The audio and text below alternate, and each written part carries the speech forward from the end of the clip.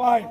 অতীতে দেখেছেন vote hijack করে যারা রাষ্ট্রীয় ক্ষমতায় গিয়েছিলেন, আর যদি আপনারা ভোট দিয়ে আপনাদের প্রতিনিধি বানান, কথায় নয় কাজ দিয়ে প্রমাণ হবে জনগণের প্রকৃত প্রতিনিধি আর জনগণের ভোট ডাকাতি করা প্রতিনিধি এক হতে পারে না। এটাই হোক আমাদের প্রাণের কথা।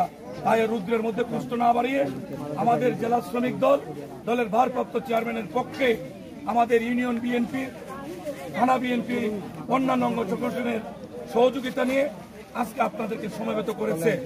আমরা এই ত্রাণ মানবাসী মানুষকে দিচ্ছি যতদিন পর্যন্ত এই পানি স্থায়ীভাবে শুকনার পরিবেশ সৃষ্টি না হবে।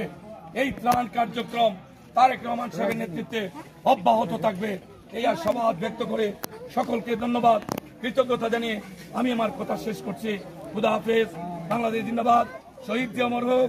দেশ নেত্রী বেগম খালেদা জিয়া জিন্দাবাদ।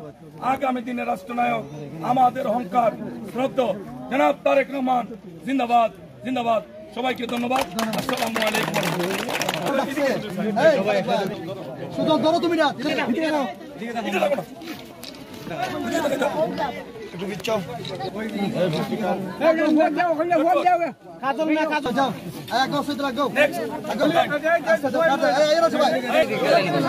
এদিক দিয়ে ঢুকায়